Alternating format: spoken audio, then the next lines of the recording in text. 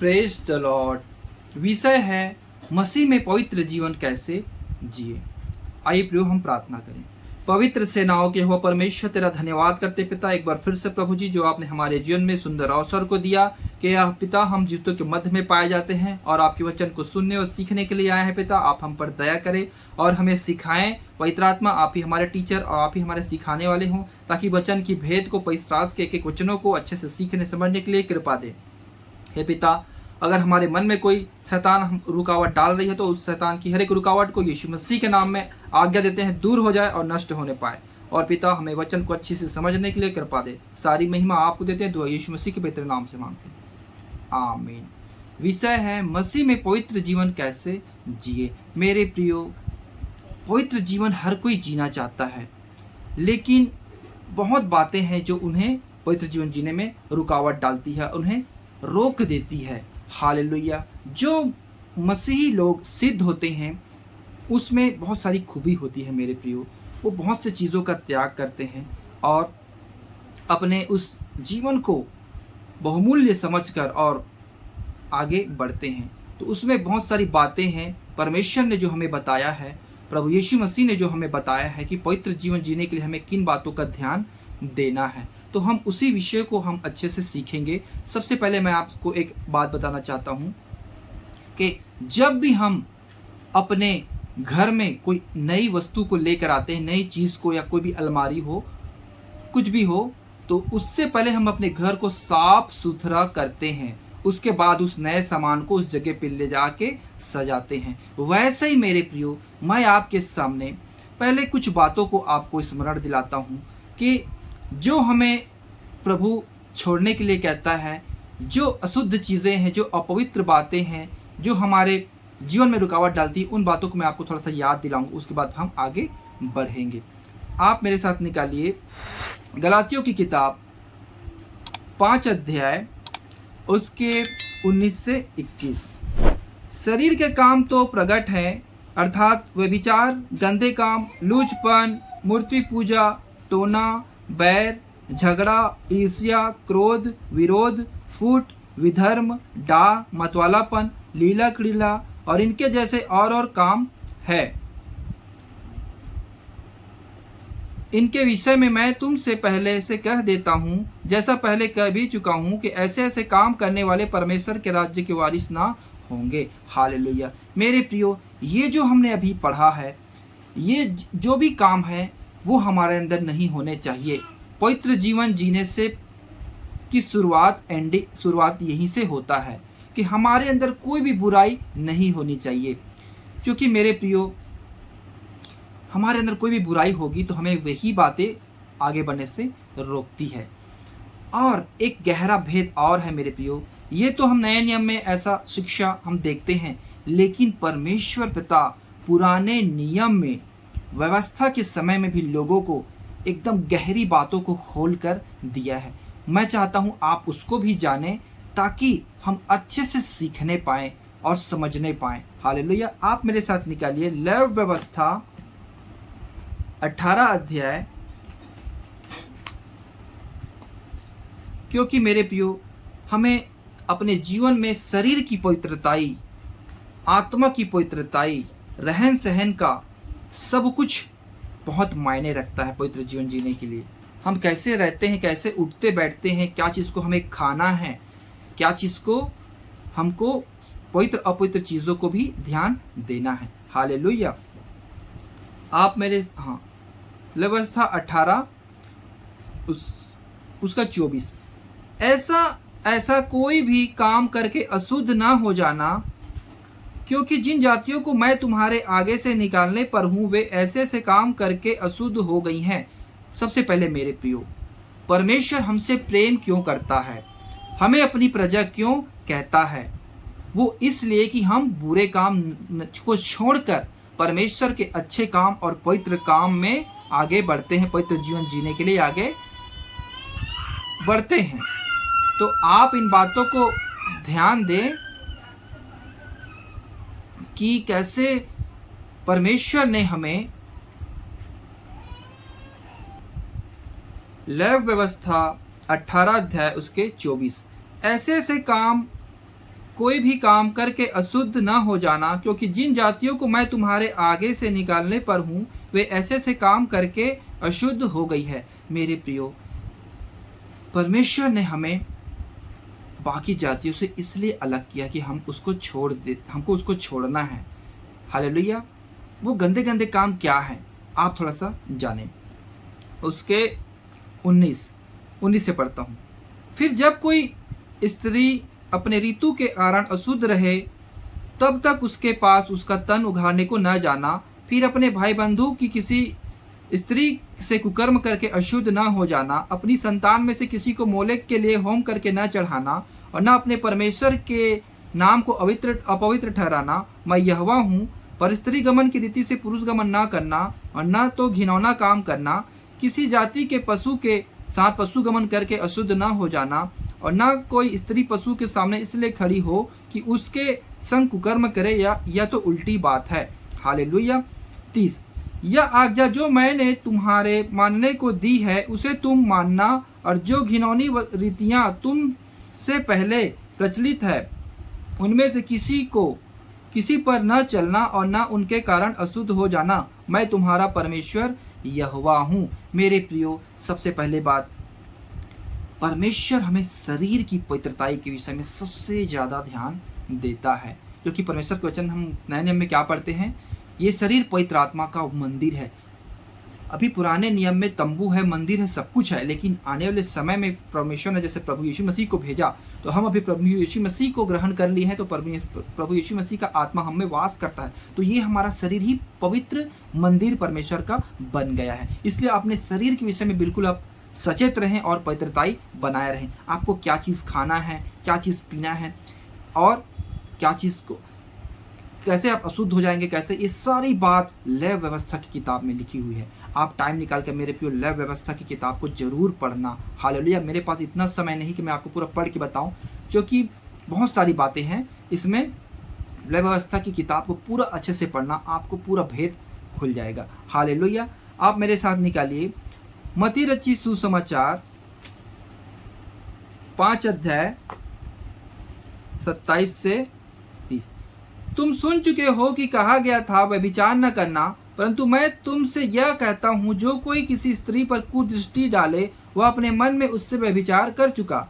यदि तेरी दाहिनी आंख तुझे ठोकर खिलाए तो उसे निकाल कर फेंक दे, क्योंकि तेरे लिए यही भला है कि तेरे अंगों में से एक नष्ट हो और तेरा सारा शरीर नरक में न डाला जाए।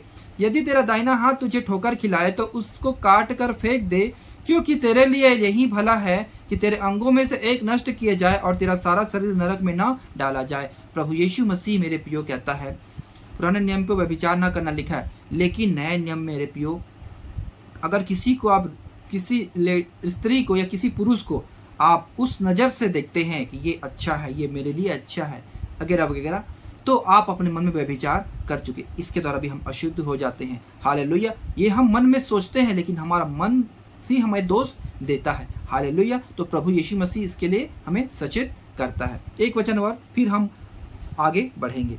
1 कुरिन्थियों 6 अध्याय 9-10। क्या तुम नहीं जानते कि अन्यायी लोग परमेश्वर के राज्य के वारिस ना होंगे? धोखा ना खाओ।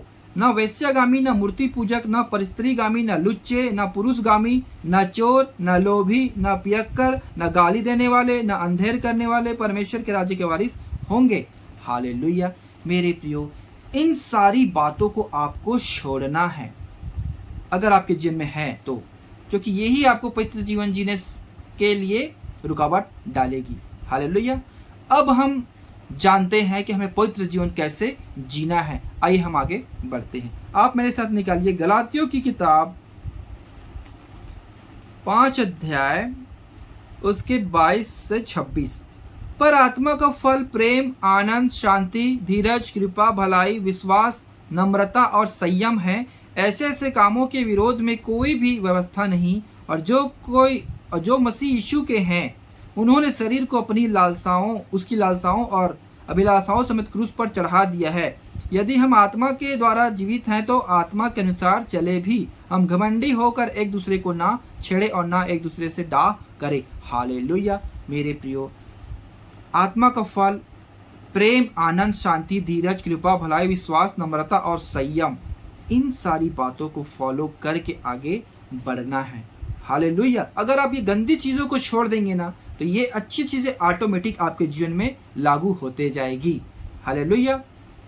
और सबसे पहली बात, अगर आप जैसे ही प्रभु में बढ़ते जाएंगे, तो मेरे प्रियो आपके अंदर एक बात आएगा कि आप बढ़ते जाएंगे ना पवित्रताई में, तो आप किसी दूसरे व्यक्ति को देखेंगे ना जो पवित्रताई में नहीं है, तो आपके अंदर उसके प्रति कुछ आएगा, घमंड टाइप का कुछ स्वभाव आएगा। तो यहाँ पे हम पढ़ा, हम घमंडी होकर एक दूसरे को ना छेड़े और ना एक दूसरे से डाह करें। अगर वो प्रभु में कम है तो आप उसके लिए मेरे प्रियो मन में ना कुड़कुड़ाएं, क्योंकि हम पवित्रताई में बढ़ेंगे तो हमारे अंदर एक ज्ञान होने से थोड़ा सा घमंड आ जाता है। हालेलुया। आप ध्यान देना। आप मेरे साथ निकालिए फिलिपियों की किताब 2 अध्याय उसके 2 से 8। प्रभु यीशु मसीह कैसे सिद्धता की ओर गया, कैसे पवित्र जीवन में आगे बढ़ा, उसके गहरे भेद को आप सीखें। 2 से, तो मेरा यह आनंद पूरा करो कि एक मन रहो और एक ही प्रेम, एक ही चित्त और एक ही मनसा रखो। विरोध या झूठी बड़ाई के लिए कुछ ना करो, पर दीनता के से एक दूसरे को अपने से अच्छा समझो। हर एक अपने ही हित की नहीं वरन दूसरों के हित की भी चिंता करे।